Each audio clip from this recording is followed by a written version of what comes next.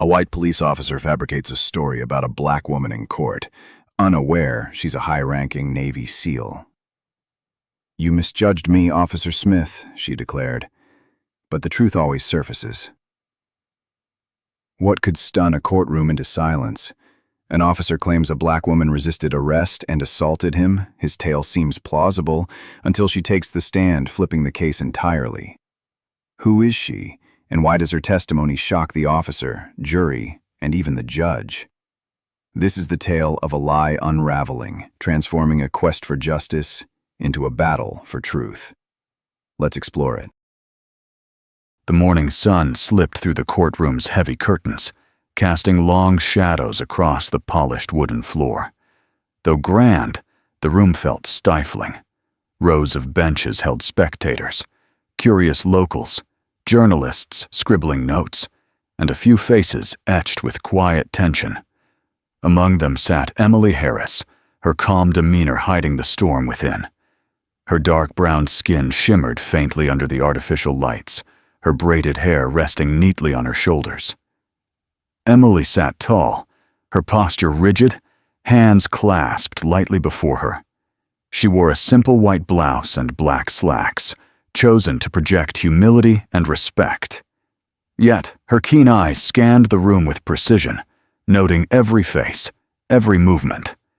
To most, she seemed like any defendant, but those watching closely sensed something different, a quiet intensity that didn't fit someone accused of a violent crime. The bailiff called the court to order, and all eyes turned to Judge William Grayson, an older white man with thinning silver hair, as he entered. His authoritative air carried a weariness from years of hearing cases he'd rather forget. This one, though, sparked a glint of curiosity in him. Perhaps it was Officer Thomas Bradley, smirking confidently at the plaintiff's table, or the buzz of a case already grabbing local headlines. "State versus Emily Harris," the bailiff declared, his voice bouncing off the high ceilings. Emily rose, her movement steady and deliberate, facing the judge. Whispers grew louder as spectators craned for a better view.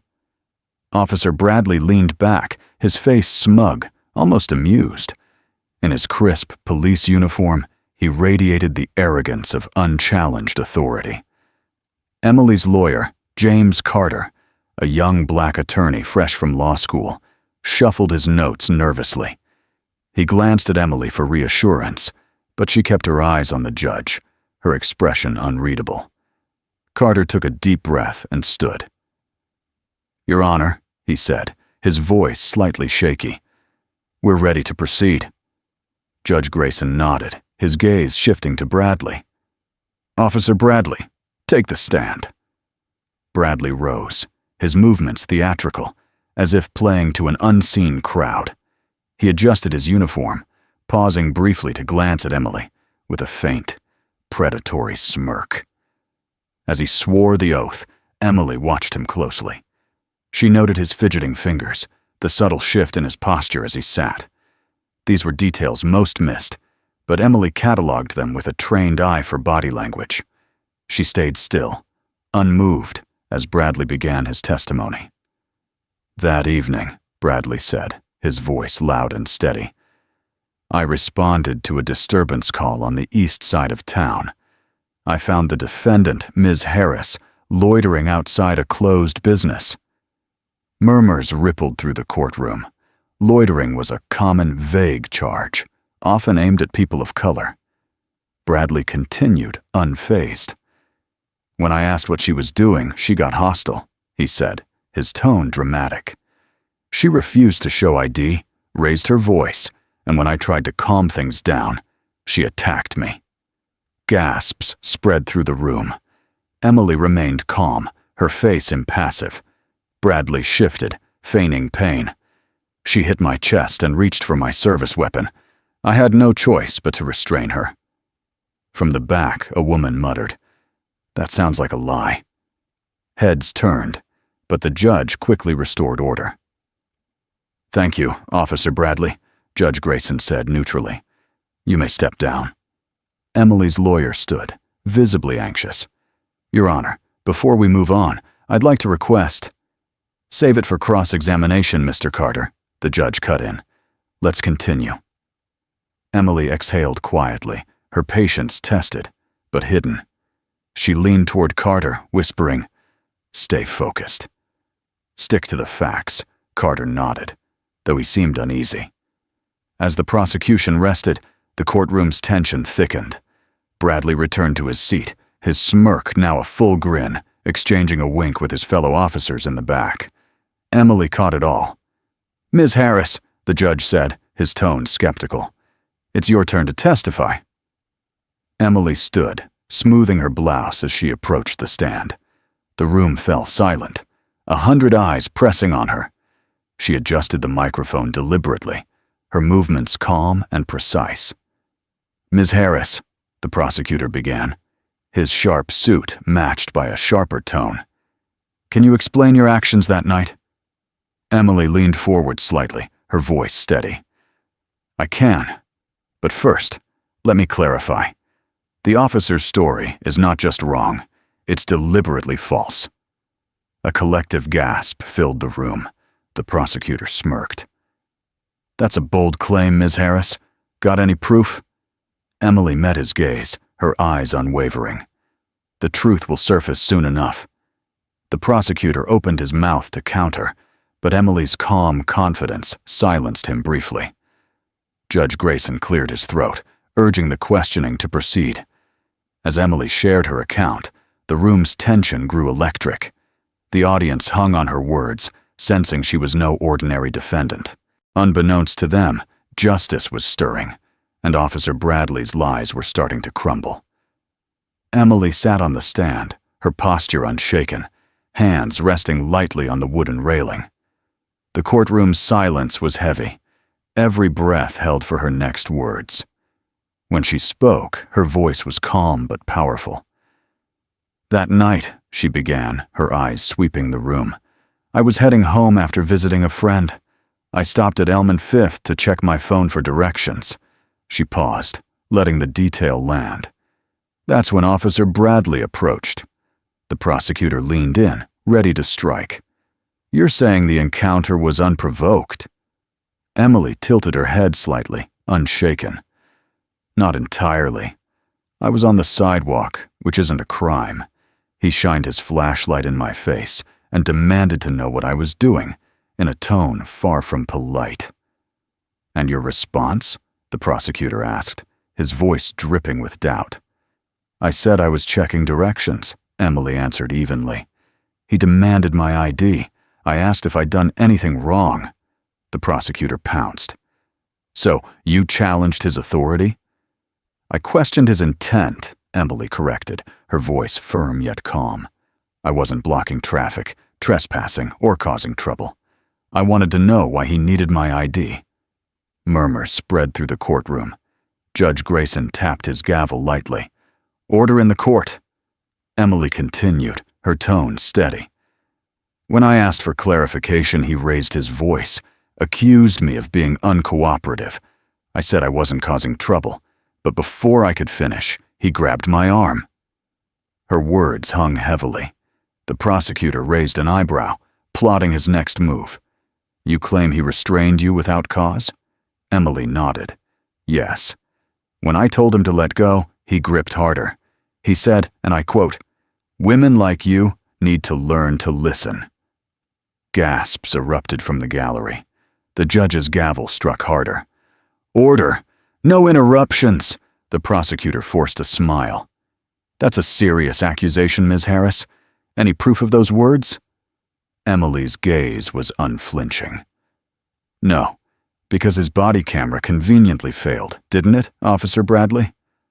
All eyes turned to Bradley, who shifted uncomfortably, his smirk gone, jaw clenched. The prosecutor cleared his throat. "Let's stick to facts, Ms. Harris. You say he restrained you? What happened next?" Emily folded her hands, her voice steady. "I told him I didn't consent to being touched and asked him to release me. He didn't. He accused me of resisting arrest, though I hadn't moved. When I tried to pull my arm free, he slammed me against his patrol car." Her words hit like a blow, sparking whispers of disbelief and anger. The tension was palpable, even the judge seeming briefly stunned. And then, the prosecutor pressed, his tone softer. Emily's gaze held firm. He handcuffed me and said I was under arrest for assaulting an officer. The prosecutor leaned back, trying to regain control. Ms. Harris, you're a strong woman. Could the officer have felt threatened by your resistance? Emily didn't waver. I'm not stronger than a trained officer, and to be clear, I didn't resist until he violated my rights. The prosecutor opened his mouth, but Emily cut in. I also never reached for his weapon, despite his claims.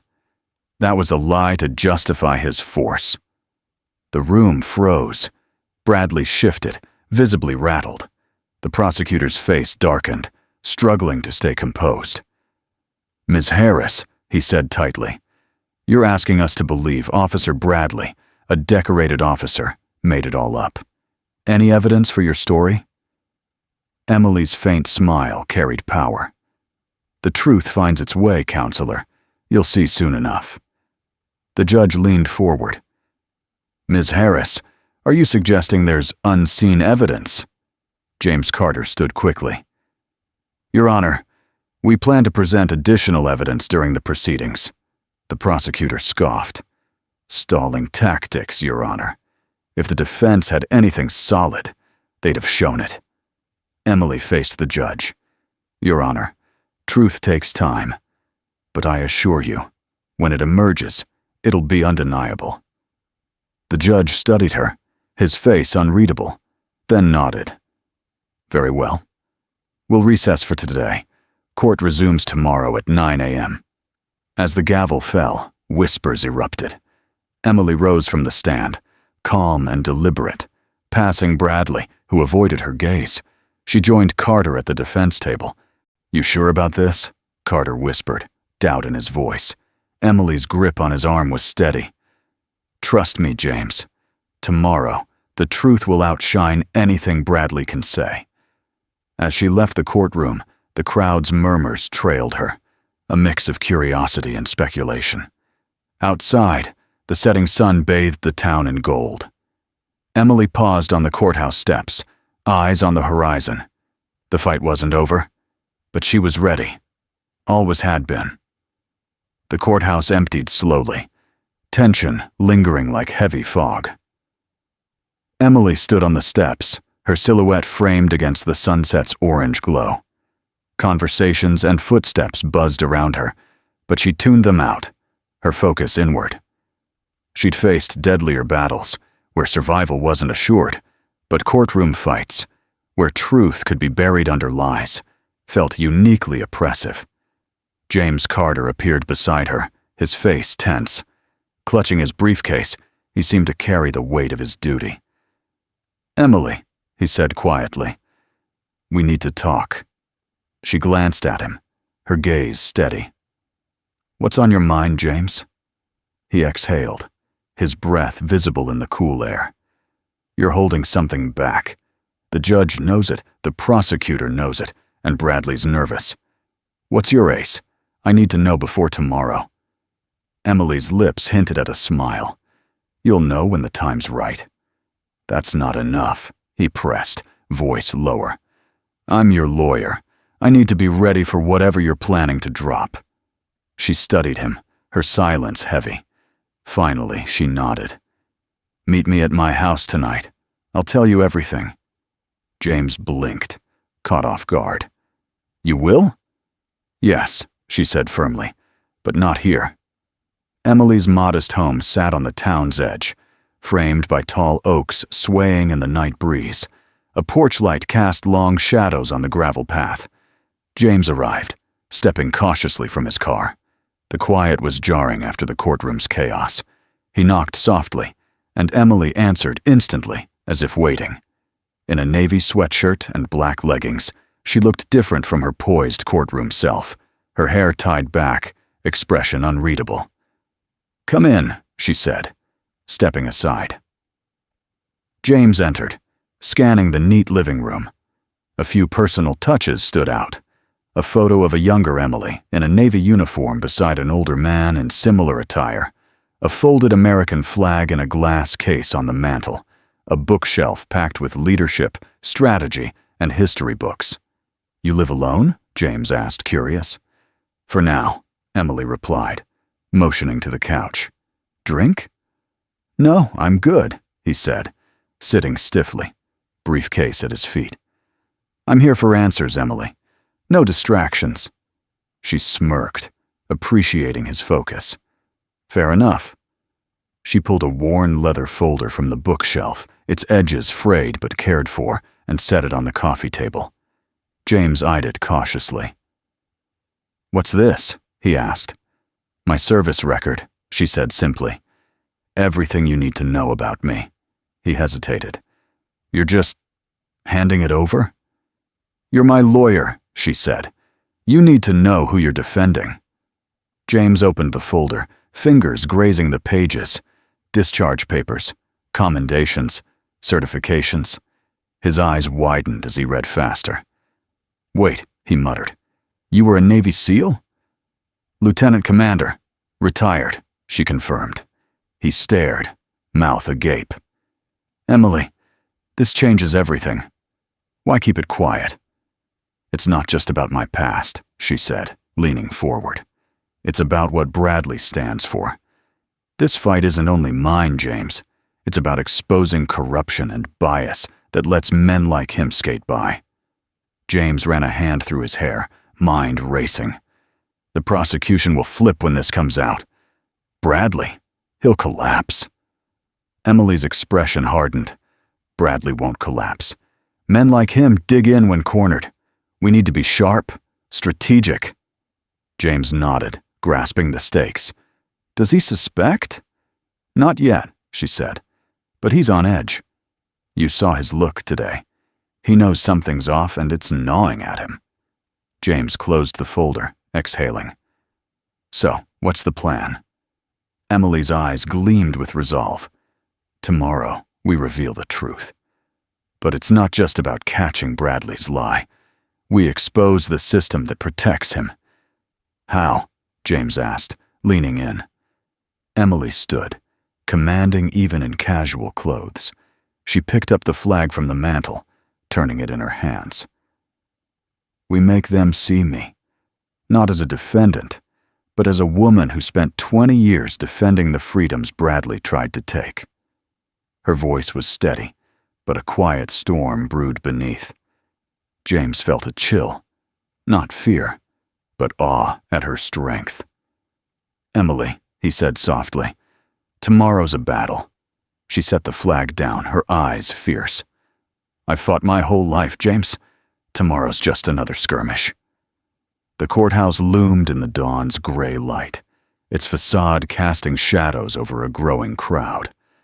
The trial's buzz had exploded overnight, whispers now a roar of speculation. The gallery brimmed with spectators, journalists, locals craving justice, and Bradley's fellow officers lined up in silent support. The courtroom buzzed with electric tension.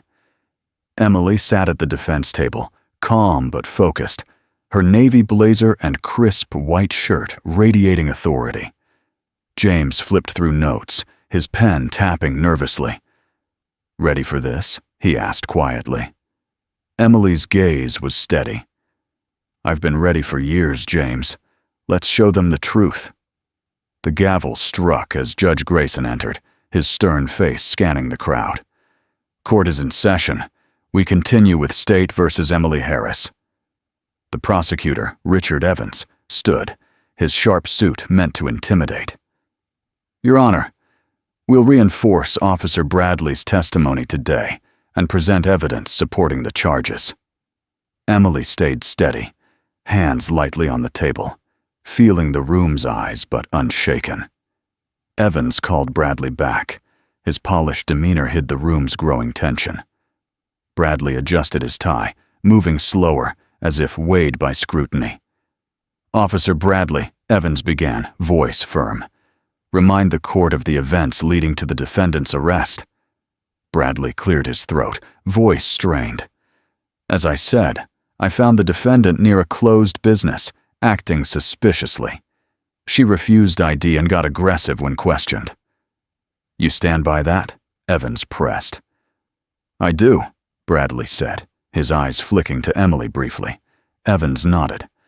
Thank you, Officer Bradley. No further questions. James rose, expression unreadable, adjusting his tie. He approached the stand slowly, each step echoing. Officer Bradley, he began, voice calm but sharp. You said my client was aggressive and reached for your weapon, correct? Yes, Bradley said, posture stiff. And your body camera malfunctioned during this incident, James said. Convenient, no? Bradley's jaw tightened. An unfortunate coincidence. Gear fails sometimes. Sure, James said, nodding. You've been on the force 10 years. How often does your camera fail during an arrest? Bradley hesitated, eyes narrowing. Rarely, but it happened this time. During an arrest where you feared for your safety, James pressed. Yes, Bradley said, voice harder. James paced before the jury. And is it also a coincidence, Officer Bradley, that a bystander recorded part of this encounter? Whispers erupted. Judge Grayson struck his gavel. Mr. Carter, he said sharply, present any evidence. James retrieved a USB drive. Your Honor, the defense submits video evidence from a bystander. Evans shot up. Your Honor, this is irregular. The defense should have submitted this earlier. Sit down, Grayson said firmly. Show the footage. The bailiff inserted the drive, and the screen flickered. The room fell silent. The shaky video, partially obscured, had clear audio. Bradley's voice barked.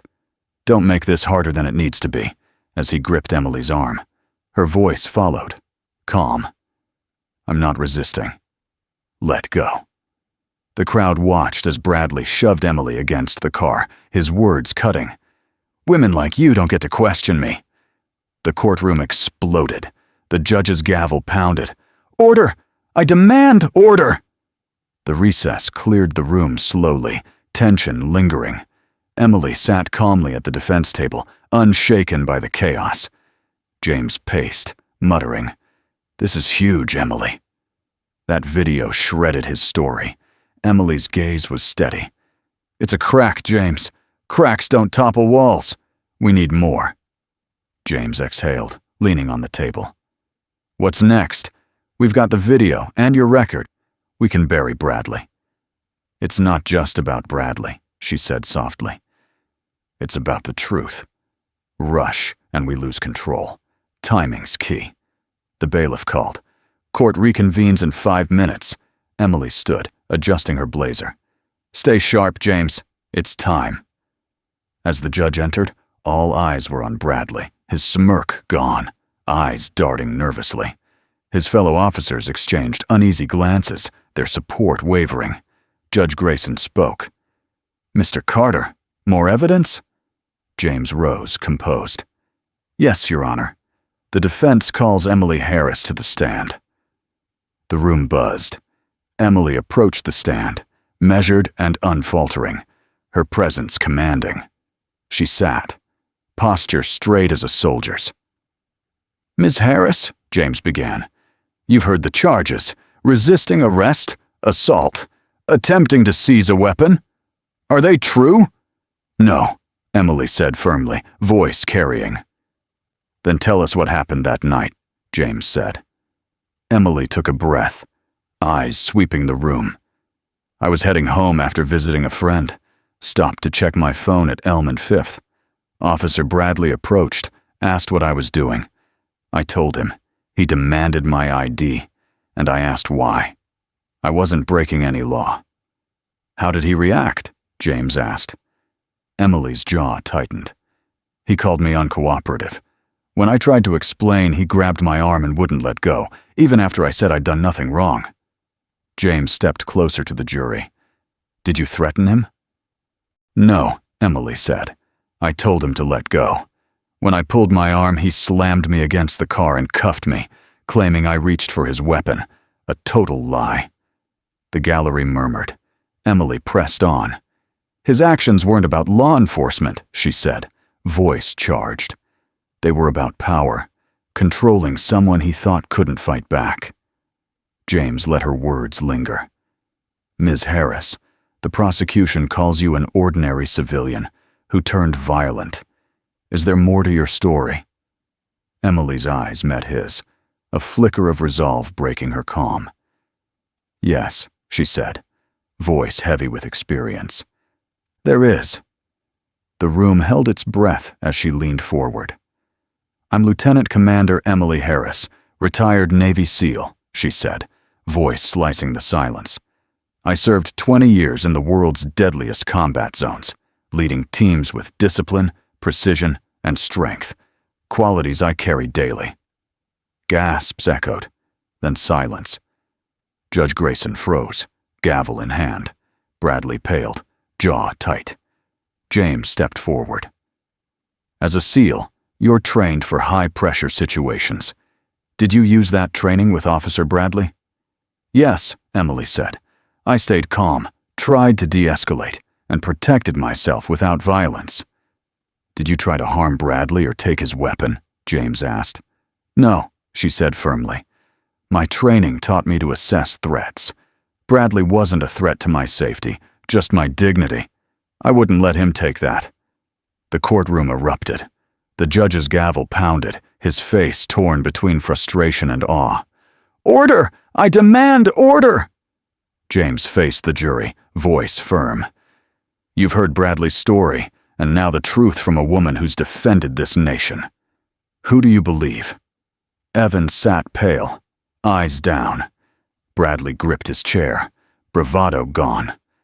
Emily returned to her seat, head high, whispering to James. Now, let's see how long his wall stands. The courtroom's tension was suffocating. Officer Bradley sat, pale and sweating. His earlier confidence shattered.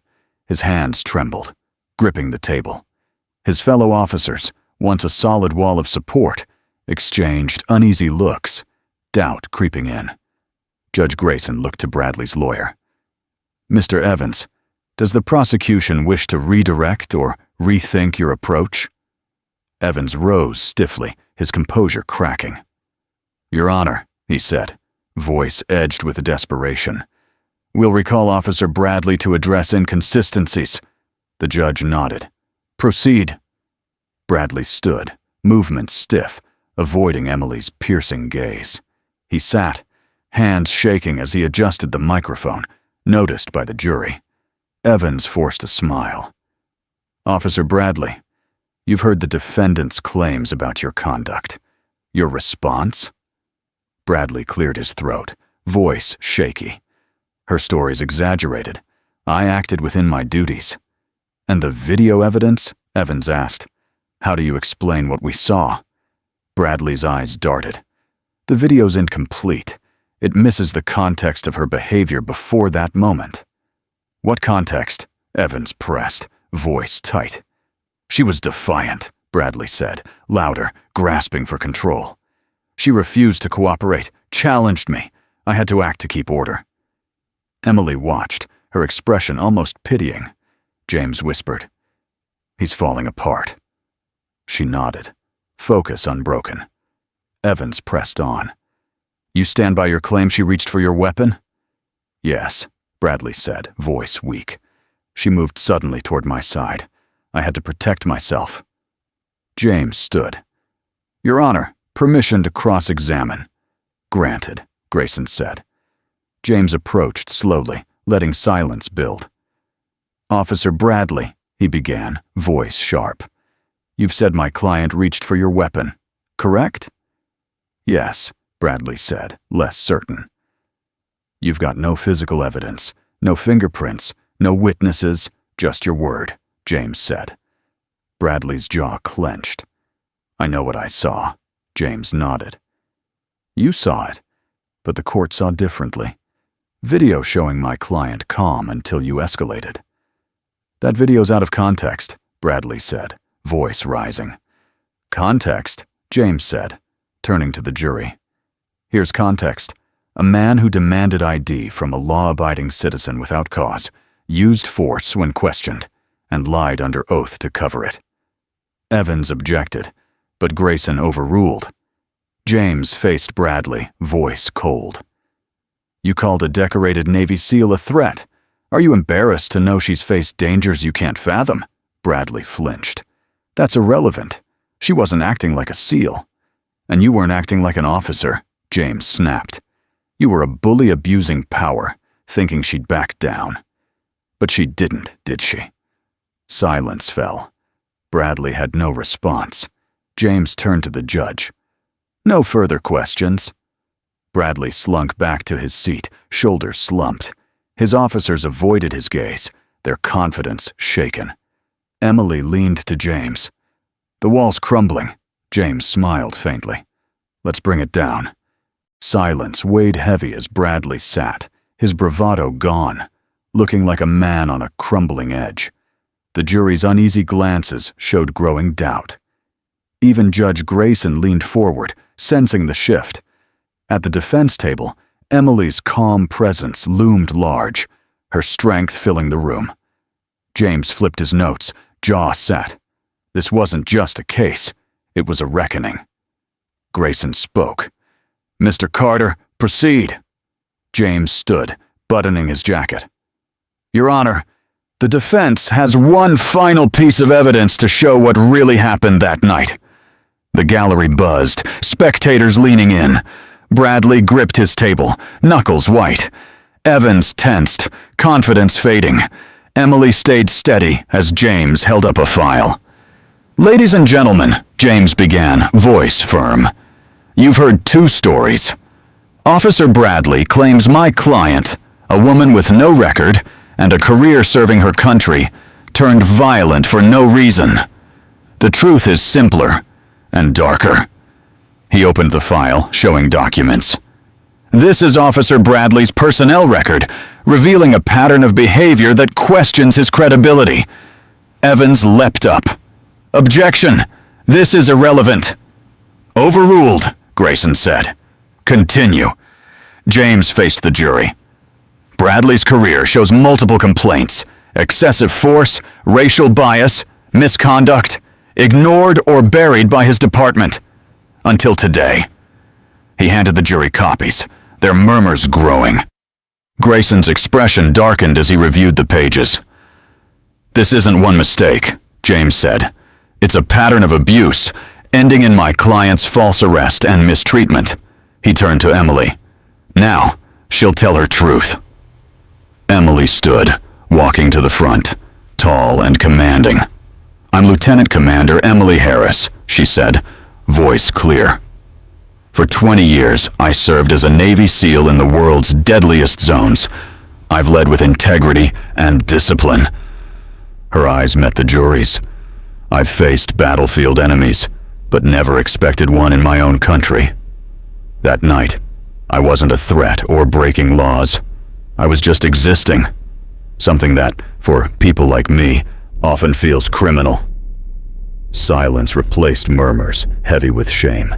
Emily continued. "Officer Bradley saw me as a target for his power, not a person. But he missed my strength, my resolve, my refusal to be silenced." She faced Bradley, gaze piercing. "You underestimated me, Officer Bradley, and the truth. It always comes out." Bradley looked away, humiliated. The jury's eyes showed awe and anger at the system. Emily turned to the judge. "Your Honor, I fought for this country and justice. Today, I fight for myself and everyone wronged by those meant to protect us." Applause erupted, despite Grayson's gavel. "Order!" he barked, respect in his eyes. James touched Emily's shoulder. "Thank you, Lieutenant Commander Harris. No further questions."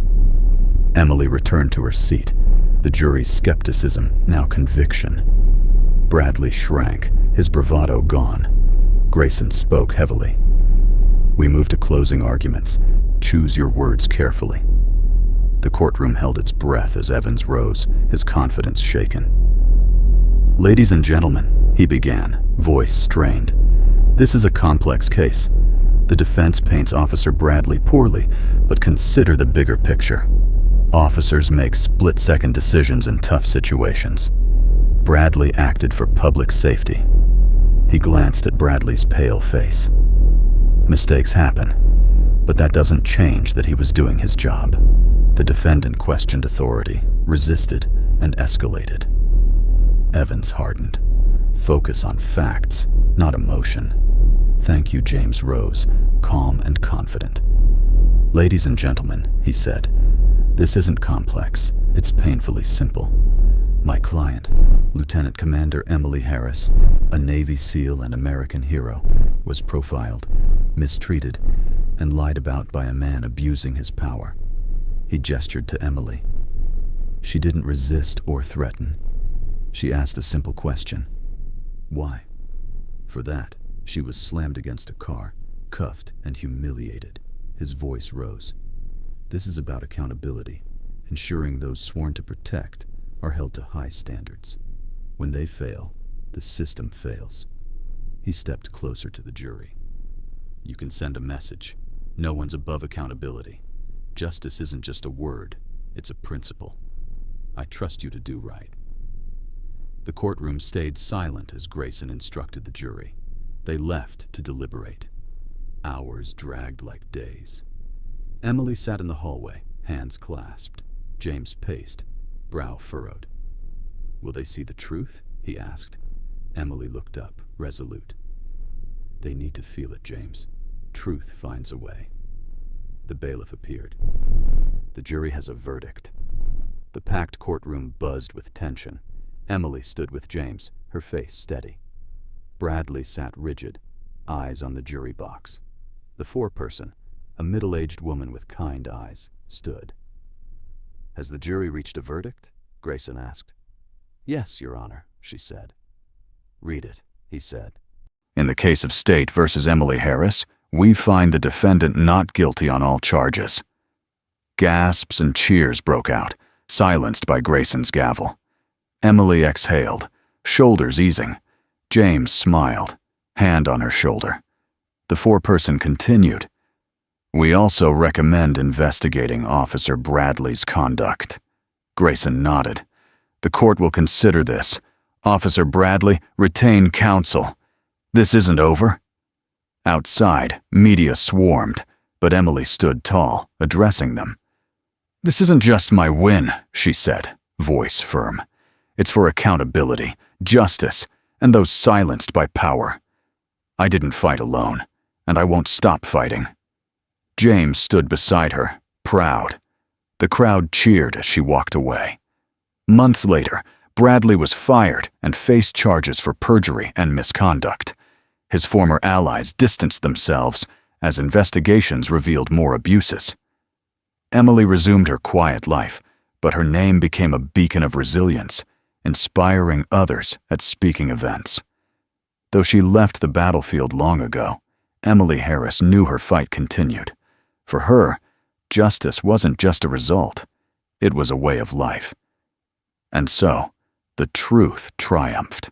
A brave woman stood firm, exposing lies and demanding justice in a system built to silence her. This isn't just one victory, it's a call to stand for what's right and change everything.